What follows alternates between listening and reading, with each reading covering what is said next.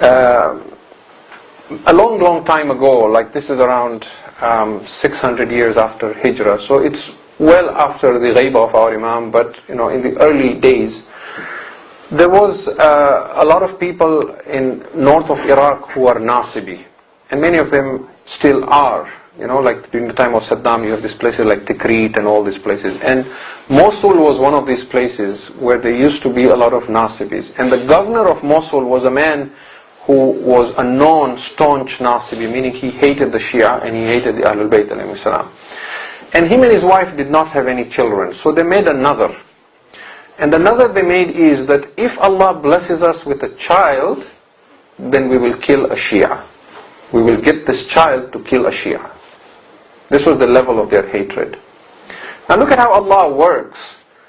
He blessed them with a child. So they blessed a child, they called this child Jamaluddin. He was known as Jamaluddin al-Musili. And he grew up, fine young man, the son of the governor of Mosul and so on. When he reached his early 20s and he was now all, ready and built, his mother said to him, my son, you were born by the barakah of Allah because we made another that if He blesses us with a child, you will kill one of these Rafidis. So now you have to go fulfill our another, go kill one of the Shias. So he thought about it and says, where will I find a Shia to kill? He said, the best way is to get them when they go to Karbala, because they all go for ziarat to Karbala.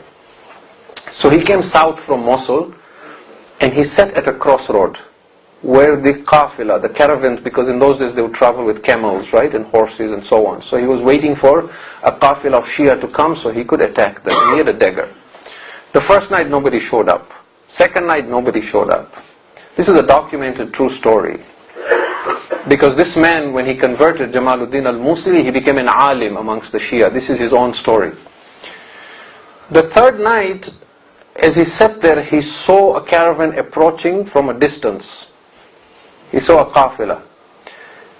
He said, this must be a group of Shias coming back from Karbala, heading in a different direction. I will get them there. He waited, but the caravan was moving very slowly, and suddenly he was so tired, he felt drowsy, he fell asleep. The qafila came, they passed by him at the fork of the road, and they went on. They moved away. When he woke up, he realized, I missed them. This was my opportunity to kill a Shia. And all that he saw was he was covered in dust, because when the qafila passed, with their horses and all that, ghubar, they were covered, he was covered. So he went back very disappointed that he missed killing them. He slept that night. He says, when I slept at night, I had a dream that it was the day of judgment. It was Yawmul Qiyamah. And somebody announced and said, bring all the Nasibis for the fire of Jahannam. And he says, we were all brought to the fire and I was one of them. And he says, they started throwing all these enemies of Ahlul Bayt in the fire, and they took hold of me, the angels. And I was screaming with fear, and they threw me in the fire, but the fire threw me back out again. So he says, now he is reporting this. He says, the angels in my dream asked the fire of Jahannam, Ya naru Jahannam, he is a Nasibi. Why do you not burn him? And the fire says, we cannot burn him because he is now covered with the dust from the zawar of Hussein. He is now covered with dust from the zawar of Hussein. Now, he says, now his dream continues. He says, the angels washed me and removed all the dust from my body. And then they threw me back again in the fire, and the fire threw me out again. And the angels asked the fire and said, why do you not burn him now? We have removed all the dust of the zawar of Hussein. And the fire said, but some of the dust has now entered his heart. He has now developed a love for Hussein. And because of that, we cannot touch him. When he woke up, he was a changed man, and he realized his parents were wrong. So he converted and became a Shia. He was a poet. He went to Najaf. He studied Islam. He became an alim. Then he went for ziyarat of Hussein, and he composed a couplet which is written on the dhari of Hussein. And these are the words of this alim, Jamaluddin al-Musili, who was born with the intent to kill the Zawar of Hussein. He composed this poetry. He says, and this is on the dhari of Imam al-Hussein, إِذَا شِئَتَ النَّجَاةِ فَزُرْ حُسَيْنًا.